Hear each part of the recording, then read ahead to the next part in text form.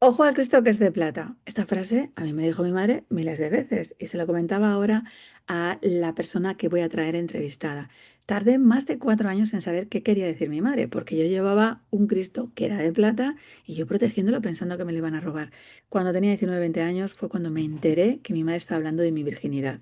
Y es que, claro, hay muchas cosas que se dicen entre silencios y entre frases que no tienen nada que contar. Y no solo por lo que nosotros contamos, sino por lo que cuentan también nuestros adolescentes. Y es una época imprescindible de cuidar, necesaria a más no poder y para la cual no siempre estamos preparados. Así que hoy vamos a hablar con una persona que no solo está preparada, sino que está muy cualificada y que lleva muchísimos años trabajando con adolescentes que a veces la llegan en situaciones muy conflictivas cuando deberían de llegar de otra manera. Y es que con los adolescentes no aparecen de la nada, sino que aparecen desde que somos pequeñitos. Y si tienes algún niño pequeño, esta conversación tienes que tenerla. Y si tienes un adolescente, tienes que escucharla. Pero si tienes ya un hijo adulto donde metiste la pata, creo que deberíamos de oírla no solo para pedir perdón, sino para poder conseguir recolocar todas las cosas que nuestra comunicación no tiene. Así que hoy os traigo a este podcast de Inviven a María Riga. Muy buenas, María. Hola, encantada de estar por aquí. Madre mía de cosas que tenemos que aprender en la adolescencia. Yo siempre digo que tengo, creo que he perdido la cuenta, no sé si tengo 10 11 másters hechos, pero el de adolescencia, oye, no me ha venido. O sea, y de hecho, este creo que por mucho que le saque, ayer contaba y yo decía, madre mía, estoy ahora en adolescente con uno y se llevan 5 años de diferencia. ¿Cuántos años me quedan a mí de esta tortura? Me quedan unos cuantos porque además vivimos en otra sociedad y fíjate que este máster sí lo hemos pasado porque todas hemos vivido una adolescencia al menos. Si no, además, pues hemos vivido la de nuestros hermanos o la de alrededor. Pero nuestros hijos viven en otra sociedad, en otro mundo y con otra vida. Y posiblemente con una percepción menos consciente del riesgo, ¿no? Porque yo he vivido borracheras por parte de mis amigas, he tenido que tomar la decisión de llevarlas a un hospital y casi con coma etílico, cuando de repente llegaron, o de repente han suspendido, o las han dejado sus novios, o yo qué sé, se han escapado de casa para poder conseguir conocer a alguien, y tú decías, normal, esto es lo que toca.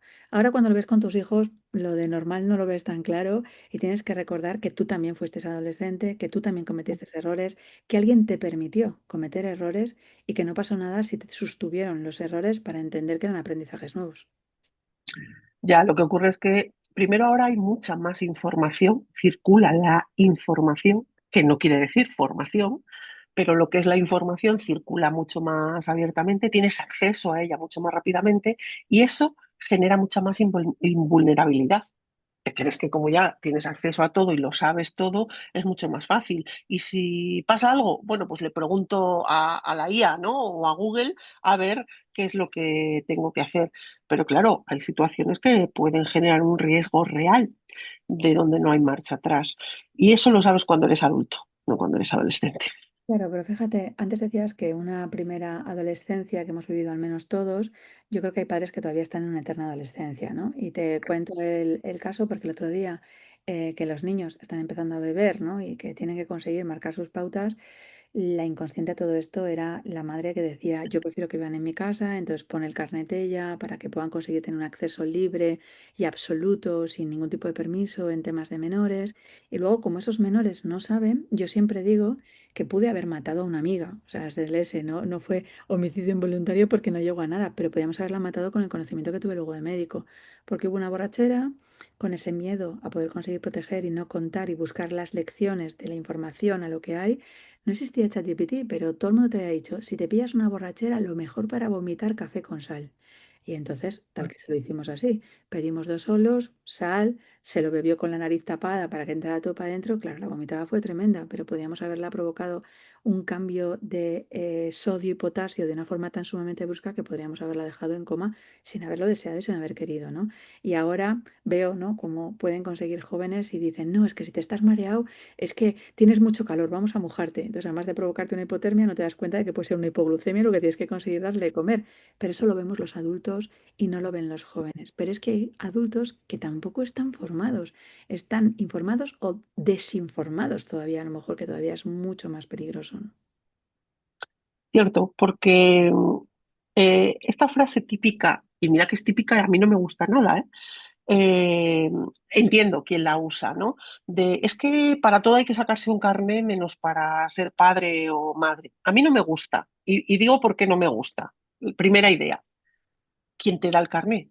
¿Quién decide lo que es ser un buen padre o una buena madre? Ese es mi gran miedo. Pero sin embargo, también hay que ser conscientes de que hay unos mínimos que habría que cumplir.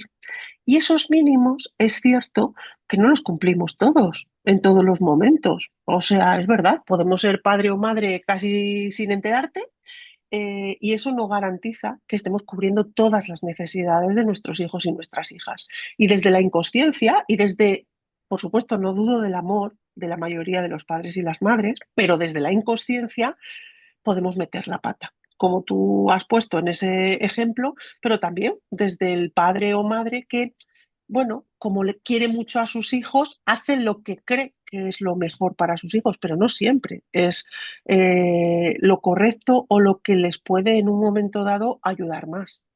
La gente que no te conozca, María, me gustaría que les dieras unas pinceladas para por qué puedes hacer estas declaraciones afirmativas, ¿no? Porque yo he dicho que llevas muchos años trabajando con adolescentes, pero eres trabajadora social, eres especialista en psicoterapia sistémica breve. Cuéntales el resto de las cosas, porque tu currículum es como para comer un día sin pan. Bueno, a ver, yo en los últimos años, fíjate, me presento primero como madre, porque creo que eso es lo que más me da el poder para poder decir, sé de lo que estoy hablando. Pero es verdad que no soy una madre cualquiera, sino que toda la formación que he ido adquiriendo a lo largo de los años ha configurado también el ser madre. Pero sí me presento como madre porque es de mis hijos de quienes más aprendo cada día y los que van modificando también mis conocimientos, porque los conocimientos muchas veces son teóricos. Y sí, aprendes del trabajo social, aprendes de la mediación familiar, aprendes de la coordinación de parentalidad, de un montón de estudios, cursos. Yo soy de las que todos los años dedico mucho tiempo a la lectura y a la formación, pero la práctica que me la da primero en casa mis hijos y luego el acompañamiento a cientos y cientos de familias a lo largo de más de 25 años, es lo que me da esa, voy a hablar de más seguridad, que no es una seguridad completa, porque posiblemente lo que digo hoy no es lo mismo que decía hace 15 años. Ujú. Y estoy segura de que no es lo mismo que diré dentro de 10 años, porque yo voy a seguir aprendiendo. Ujú. Eh, Acompaño a las familias desde la disciplina positiva, desde escuchar atentamente lo que sus hijos dicen y lo que callan, porque muchas veces en lo que callan es donde descubrimos sus necesidades y las necesidades están a veces como en la base del iceberg. Vemos solo el comportamiento, la parte de arriba del iceberg, pero las necesidades y lo que está debajo muchas veces nos queda oculto. Y esa es la parte en la que acompaño a las familias. Eso a veces es con niños más pequeños o en otras etapas de la crianza y muchas veces es en la adolescencia o en situaciones vitales de las familias. Puede ser la separación o el divorcio, puede ser una adopción, un acogimiento familiar. Incluso me imagino que otras líneas como que de repente un abuelo o un padre pueda morirse, ¿no? Que a veces También los entendemos que duelos. solo es la cuestión de psicología, sino que entiendan que simplemente es una adaptación a un nuevo duelo de lo que puede conseguir estar aconteciendo en sus circunstancias. Fíjate que sé que no te gustan las etiquetas, y dicho eso, con la parte de la disciplina positiva, cada vez tengo más la sensación de que las etiquetas están más a la orden del día, ¿no? O sea, es cuando entramos dentro de un aula, cómo se ponen las etiquetas rápidamente a un niño desde muy pequeño, quién vale y quién no vale, o sea, esa autoridad a mí me suena un poco a Dios, a mano de Dios que viene impositora, no sé, desde esa parte de orientación, este niño puede estudiar, este niño no puede estudiar, este niño tiene capacidades, no. Y a veces ven ese vértice de que algo puede conseguir estar llamando la atención y ya hay una retirada. ¿Por qué nos cuesta tanto escarbar y poder conseguir entender, en vez de que la acción es la que nos moleste y hagamos una reacción, poder investigar un poco más para entender cuáles son las causas o el origen de todo ello? A ver, en primer lugar, porque cuesta mucho más trabajo. Es mucho más esfuerzo por parte del profesional o del padre o la madre formarse y adecuarse a ver por debajo del iceberg.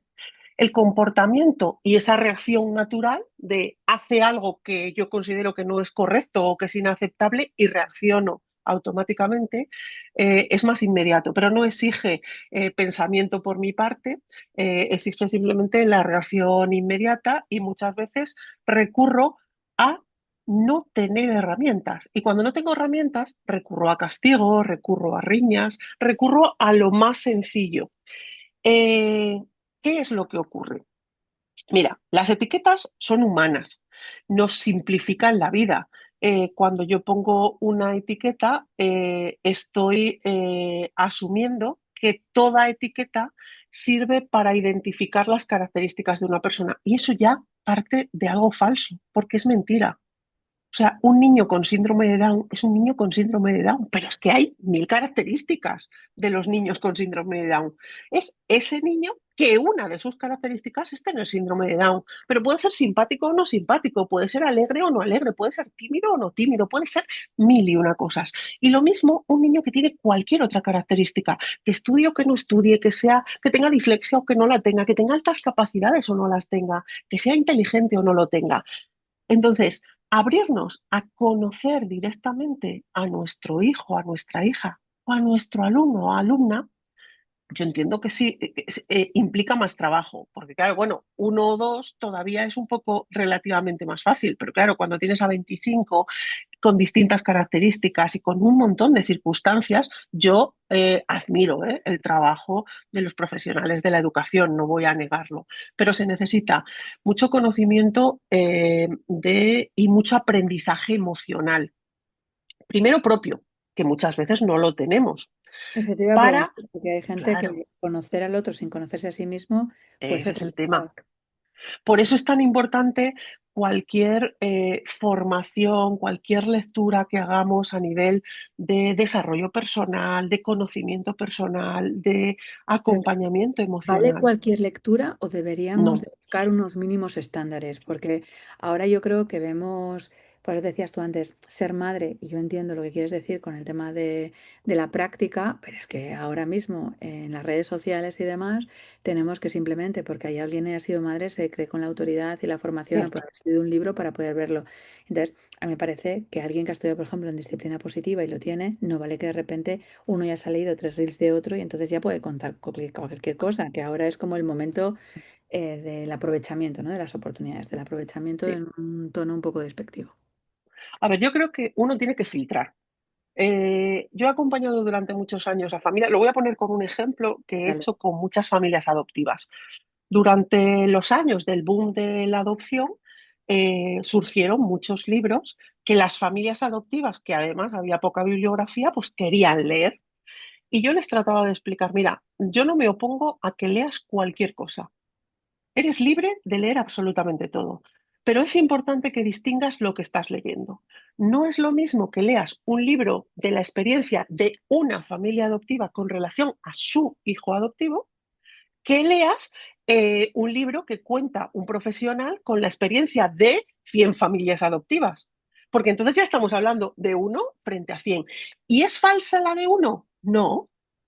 Simplemente es que la de 100 está contando mucha más experiencia, con lo cual se abre más la mirada a que la realidad de lo que tú quieres aprender para tu propia experiencia va a ser mucho más realista, porque puede coincidir con la de esa familia, pero no tiene por qué. Es más fácil que te ubiques en la experiencia de la de 100.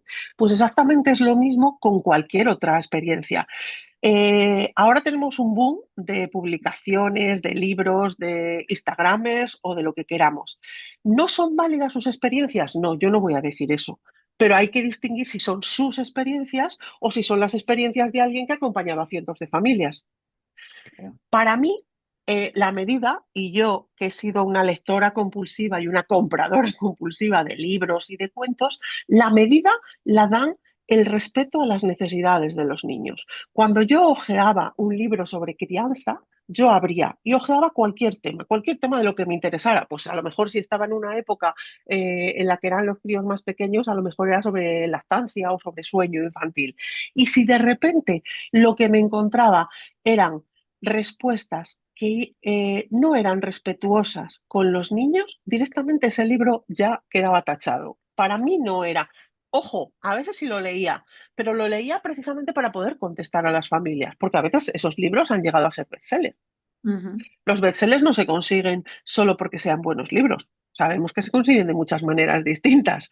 ujú. Entonces, en ocasiones los he leído, pero los he leído como profesional. Jamás me atrevería a recomendárselos a cualquier familia. Sin embargo, hay otros libros que incluso teniendo menos experiencia, pues reflejan algo que de verdad se ajusta a las necesidades de los niños. Pero sí es importante distinguir si están respondiendo a una o 10 experiencias o a 100 o a 1000. E incluso, y voy a ir más allá por si nos está escuchando también algún profesional, eh, todos los profesionales tenemos un sesgo y No, no, es muchos. más fácil, bueno, muchos, muchos, pero hay uno importante que hay que distinguir y es eh, los chavales que acuden, digo chavales o las familias que acuden a pedir ayuda a nuestras consultas, tienen determinadas necesidades o determinados problemas, ¿no?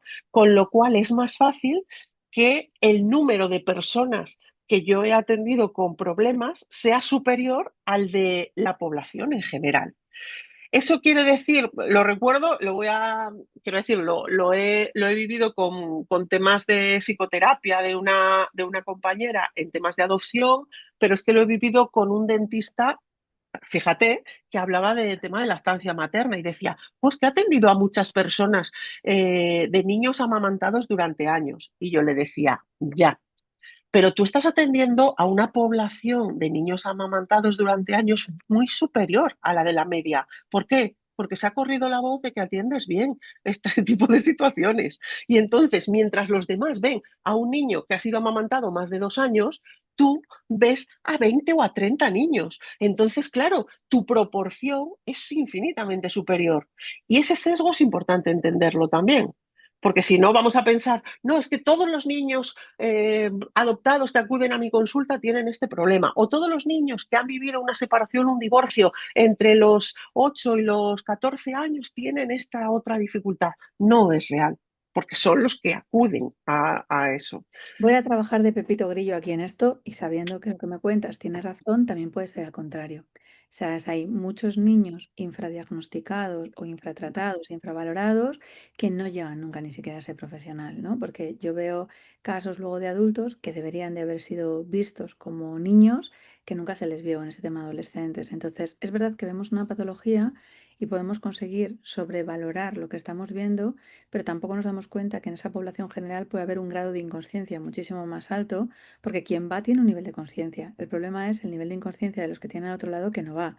Que yo, por ejemplo, en temas de niños, ¿no? Porque como claro, al tener 3 hijos, pues tengo 3 grupos de niños de clases, 3 grupos de fútbol distintos, o sea, tengo un mogollón de grupos, veo con otros papás, porque hay una tasa de separación también, o de cómo trabajan con sus niños, y yo veo muchos que les parece que es sumamente normal lo que están haciendo y hay una inconsciencia tremenda que esos no llegan a ningún sitio y esos de repente les perdemos también, María, ¿eh?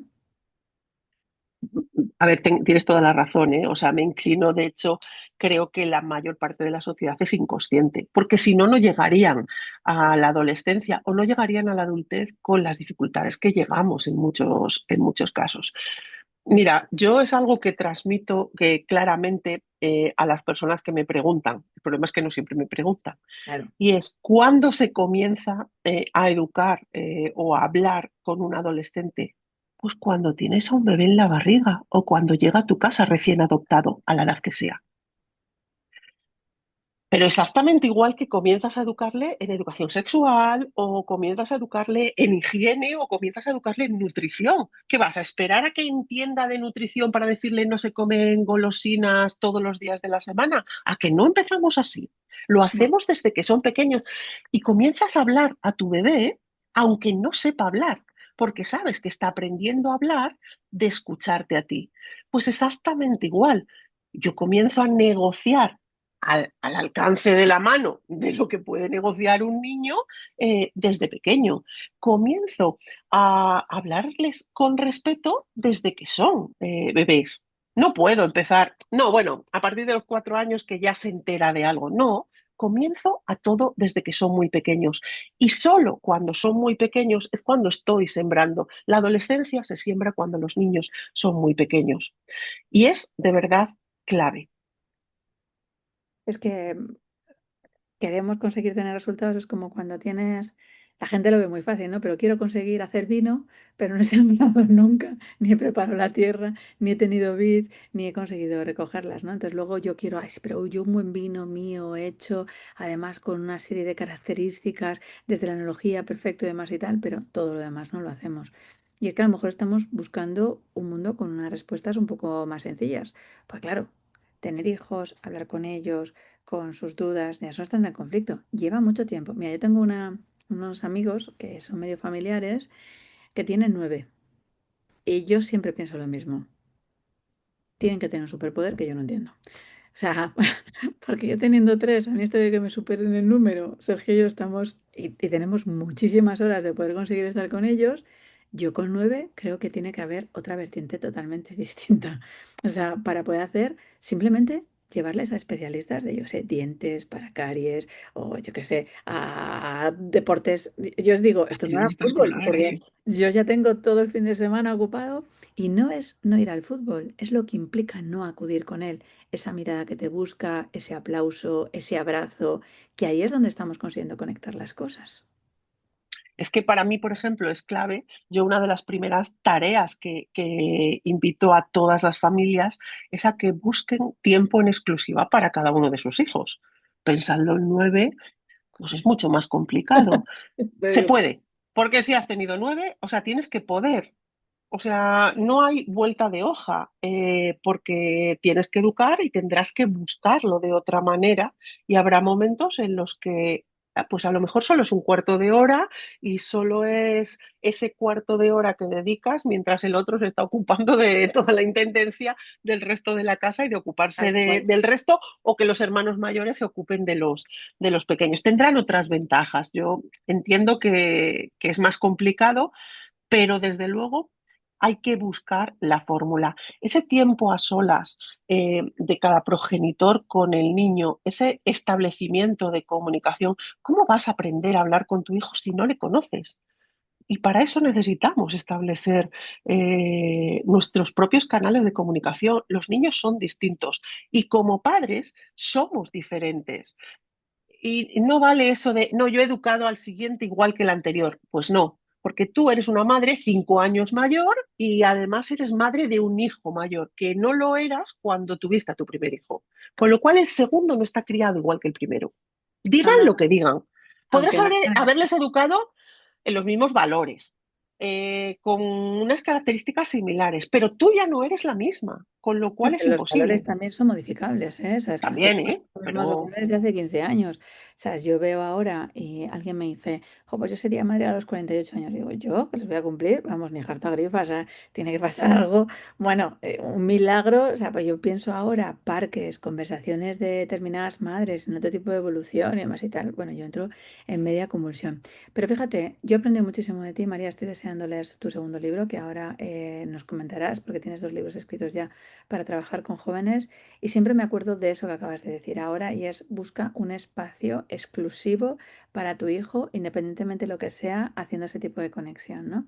Y aquí es lo que provoque la conexión con tu hijo, no lo que tú quieras hacer con tu hijo. Y de hecho esto me gustaría que la gente pudiera hacer hincapié porque dices, bueno, pues a mí me gustaría que él se viniera conmigo a restaurantes de estrella Michelin. Ya, pues eso es lo que tú quieres, pues que a lo mejor tu hijo lo que quiere es que vayamos a un buffet japonés donde pueda conseguir comer sushi hasta el culo y tú digas, es que este sitio no es lo apropiado, pero la conexión tiene que ser al revés y que nos dejemos también enseñar por ellos, ¿no? Ayer me acordaba mucho de ti, sabiendo que hoy te entrevistaba, porque yo estaba muy cansada y me dice mi hijo mayor, mamá, un capítulo de Ataque de Titanes. Para los que no sepan lo que es Ataque de Titanes y tengan adolescentes, lo que tienen que hacer es verlo. O sea, no, no puede conseguirnos ser dibujo manga de otra manera. Nunca había pecado yo de esto. 63 capítulos llevo, ya hay 82, ya estoy más cerquita. Y yo ayer me dice, mamá, ¿te estás dando cuenta de la trama, de lo que hay detrás? Y le digo, cariño, los últimos 5 capítulos están siendo muy intensos y te lo juro que no llego. Y me dice, es que le hemos visto algunos 2 veces y aunque me lo pongas 4, creo que me tienes que conseguir hacer un resumen. Y claro, de repente ese momento que ayer incluso estaba el fútbol ocupado en la otra televisión, nosotros tenemos solo una tele, y decía, ya mamá, ¿pero qué hacemos? Digo, ¿y si nos vamos tú y yo a la cama, cogemos el ordenador y nos vemos un capítulo juntos? Me supo a gloria aunque no me enteré de todo. Pero esos son los momentos que yo re- intuyo, porque no lo sabré hasta que no llegue adolescente, que luego él depositará con sus hijos y les tiene de mañana, pero que recordará que su madre, estando cansada, veía y le decía, no me lo puedo creer, pero ¿verdad que ha pasado esto? ¿No? O sea, pero eso lleva un esfuerzo por nuestra parte que como adultos no nos lo tenemos que saber todo, que tenemos además el criterio de que podamos aprender de ellos y que nos pueden enseñar muchísimas cosas y conectar en su nivel, en su idioma, ¿no? Porque con el pequeñín me he visto otra vez la serie entera de Campeones, la primera temporada. Entonces, claro, porque son ambientes distintos, yo no puedo ver Ataque de Titanes con el de 10 años, porque es muy gore, ¿no? Pero claro, yo no puedo ver simplemente Campeones con el mayor y decirle, mira, hijo, es que esto es lo que hay que ver, ¿no? Y yo creo que esos espacios, yo te lo escuché por primera vez, no se hacen y deberíamos de hacerles. Es clave. Es clave. Yo recuerdo la primera vez que logré con mi segundo hijo encontrar ese ratito, implicaba ir a merendar a los donuts, estos donuts, Ah, los bueno, que son a con un los... sitio de Sí, de sí. los donuts estos extranjeros. Para él era lo más de lo más, o sea, y era esa la merienda o demás. Con mi hija, por ejemplo, que además aprovechábamos el rato de los sábados de irla a buscar a pintura, nos turnábamos. Uno iba porque a veces coincidían en Claro. actividad a la misma hora, con lo cual el fútbol le tocaba a su padre, para mí toda una ventaja, con el pequeño, y a mí me tocaba ir a buscar la pintura. Bueno, pues el rato de bajar caminando de pintura o demás, yo venía escuchando toda la historia de pintor de turno. Lo mismo era Bansky, que era, pues yo qué sé, cualquiera de estos pintores de las pinturas que tengo por casa o demás que ella ha ido eh, haciendo demás, escuchando lo que a ella le interesaba. Y lo cuento a modo de ejemplo. Para mí fue significativo Crónicas Vampíricas. Crónicas Vampíricas, a época en la que ella estaba en el instituto y de repente yo la veo que está viendo todo el tiempo eso. Y digo, ¿y qué ves? No, es una serie, mamá, te gustaría, porque es de brujas, hombres lobo, vampiros. Digo, ah, pues seguro que me gusta, voy a verla. Porque yo lo que había detectado en alguna ojeada que había visto es que allí se bebía alcohol por un tubo. Lo de Sexo, drogas y instituto, sexo y demás, profesional. vale. Por supuesto, serie ambientada en instituto, pero con actores mayores o demás. Pero lo de las drogas y el alcohol a mí me parecía exagerado y me parecía que estábamos con una cría de 15, 16 años. Digo, bueno, voy a verla. Me la tragué enterita, por supuesto. Pero me la tragué enterita y yo conseguí una réplica de un collar. Era el collar que la protagonista, el vampiro le regala a la protagonista un collar en el que se esconde la hierba verbena. Cuando tú llevas una hierba como la verbena, un vampiro no te puede dominar. Los vampiros son capaces de dominarte mirándote simplemente, pero si llevas esa hierba, no te pueden dominar. Así que yo conseguí esa réplica de la verbena. Fui la madre más guay del instituto. ¡Jo, Claro. tu madre! ¿Qué tal? ¿Y a mí para qué me sirvió? Me sirvió para hablar de lo que eran los vampiros. Y dije, mira, anda que no hay vampiros por el mundo. Ahora, los vampiros ahora tratan de que quieras probar determinadas copas de algo que tú a lo mejor no quieres probar, o de que tengas relaciones sexuales cuando tú no quieres tenerlas, o de que hagas cosas que tú no quieres hacer en determinado momento. Esa es la clase de vampiros que hay en la vida real. Eso te da juego para tener una conversación con tu hija mientras estás charlando de crónicas vampíricas y de la conversación.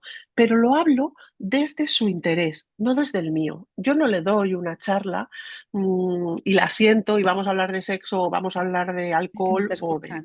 Aunque tú creas que sí, lo que se están haciendo es comerse la chapa, ¿no? la De hecho, charla. yo me acuerdo, como además ha sido el cumpleaños ahora de Alejandro, yo decía, tengo que conseguir encontrar, porque seguro que en Ataque de Titanes hay alguna cosa, algún colgante con reflejo, no sé qué tal. Bueno, no me llegaban suficientemente y entro yo en una tienda pensando que bueno, que mi hijo ve Ataque de Titanes, pero bueno, tampoco esto será. Hay mi ignorancia, por Dios mío, bendito. O sea, uno de estos de manga, de cómo lo ven y me ven, no, pero si hay tebeos, hay muñecos, hay no sé qué, que además cada muñequito de esos son 50 pavos, porque además tienen unos precios elevadísimos.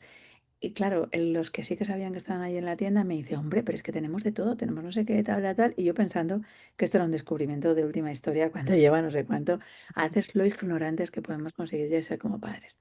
María ha sacado un nuevo libro, acaba de ser publicado, para poder trabajar con adolescentes y en un proceso de escuchar mucho entre líneas y entre silencios. Cuéntanos un poquito de qué va esta nueva historia. Pues fíjate, lo titulé Lo que dicen y lo que callan, emociones, lealtades y silencios de la infancia y la adolescencia tras una ruptura de pareja. Pero dicho esto, vale aunque no haya ruptura de pareja. Ujú. Porque a los niños, a las niñas y a los adolescentes hay que escuchar siempre lo que dicen y lo que callan. Un poco eso de lo que hablábamos de que son como un iceberg, vemos su comportamiento, el de la parte de arriba, pero la gran parte del iceberg que hay debajo, todas sus necesidades, pues muchas veces permanecen ocultas. Eh, es cierto que expresamente en lo que supone las rupturas de pareja es más evidente porque llevo más de 25 años acompañando a estas familias y los relatos que estoy escuchando ahora se parecen tanto a los que escuchaba hace 25 años que me revuelve. Me revuelve que no hayamos evolucionado en muchas cosas, que no les estemos escuchando mejor. Eh, y es un reto, con lo cual es un libro reto que puede hacer daño. Yo, aunque he tratado de tratarlo con la mayor exquisitez, soy consciente de que puede hacer daño, incluida a mí, ¿eh? Porque yo también, de hecho, cuando se lo dedicaba a mis hijos, yo misma al principio lo decía, ¿no? Que estaba aprendiendo gracias a sus palabras y a sus silencios. Y eso es lo que nos toca a todos los padres y madres, aprender de las palabras y los silencios de nuestros hijos. Está especialmente indicado para ese reto que supone la separación o el divorcio, pero vuelvo a decir, no solo. Y creo que es una labor que tenemos que hacer todos los que en algún momento estamos cerca de la infancia y la adolescencia. Por tanto, no es solo para padres y madres, puede ser para profesionales, entrenadores, monitores de tiempo libre, cualquiera que en algún momento pueda estar cerca de los niños, abuelos, En vez de familiares. lectura recomendada, podríamos decir lectura obligada. Pues casi sí. Soy consciente de que puede revolver. Las personas que ya lo han leído así me lo han transmitido. Incluso algunos me decían, los que han sido hijos de padres separados me decían, ojalá mis padres lo hubieran tenido hace 30 años, y los que son padres separados, ojalá lo hubiera tenido hace 13 años, ¿no? Porque no resulta fácil. Cuando estás viviendo un proceso de divorcio, es normal que estés abrumado por tus propias emociones, pero no solo las emociones, es que estás tocado de todos los lados. Tu situación laboral, personal, familiar, económica, está en crisis.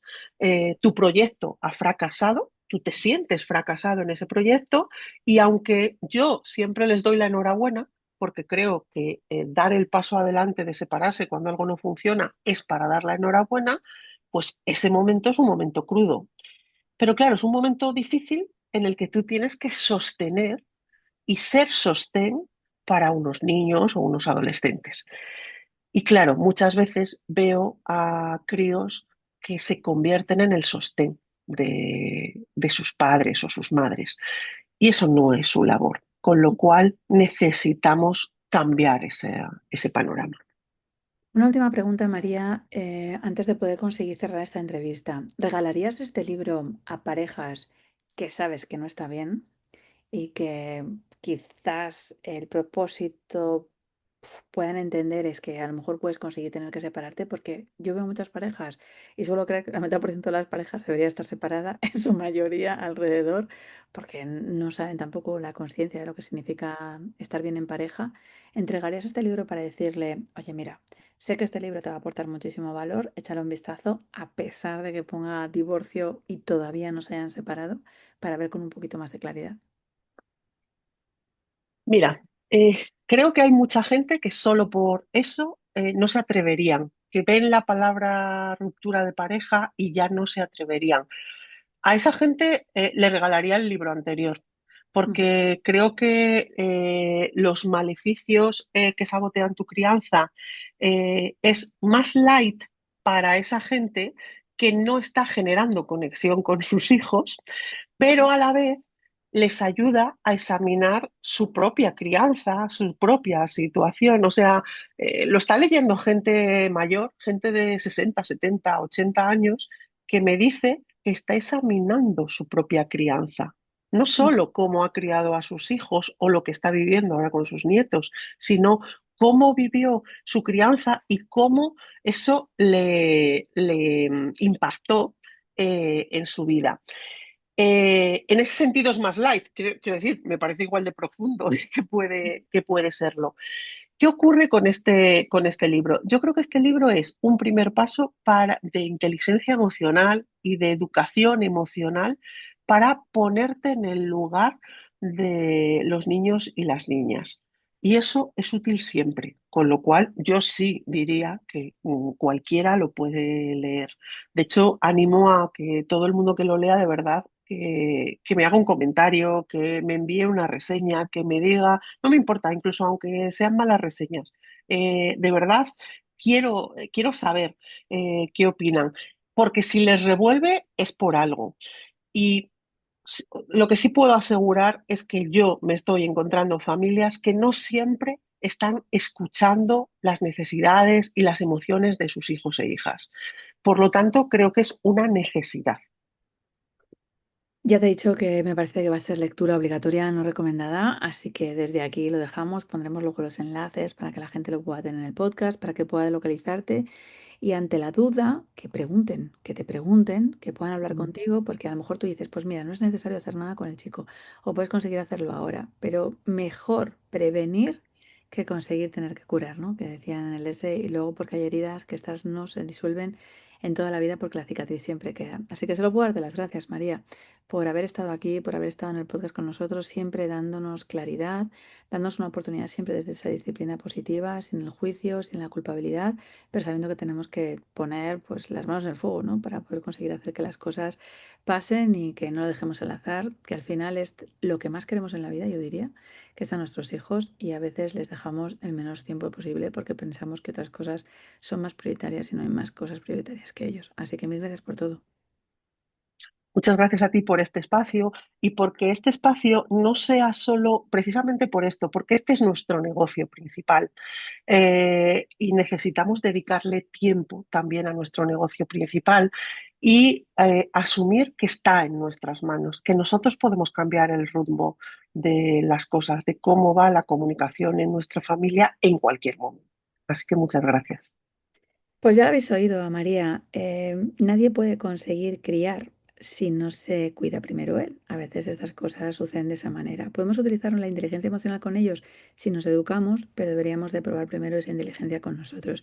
Y es que si yo le pregunto a cualquier padre, cualquier madre, qué es lo más importante en su vida, lo cambiaría absolutamente todo por poder conseguir estar con sus hijos y su cuidado. Utilicemos ese tiempo, utilicemos ese momento porque el tiempo pasa, vuela y nuestros hijos crecen. Yo todavía recuerdo cuando mis hijos estaban en el parque y ahora miro a otros niños pequeños y digo, ¿cuándo pasó este momento? ¿No? Así que aprovechad cada momento, comunicar con ellos y sobre todo estar muy, muy, muy atentos de todos aquellos silencios y todas aquellas palabras que dicen y las que se callan, porque ahí va a provocar que esos adolescentes, esos niños que tengamos, sean los adultos que en breve queremos conseguir rodearnos con ellos. Así que nada, ya lo sabes, suscríbete para que no te pierdas este episodio y ningún otro. Tienes ahí la newsletter para poder estar en rosamantana.com para que recibas cosas y quédate con todo ese tipo de entrevistas, porque hay cosas que no te las dicen tan claras y aquí traemos a profesionales que están trabajados en desarrollo personal y desarrollo profesional para que las cosas sucedan. Nos vemos o nos escuchamos en el siguiente podcast.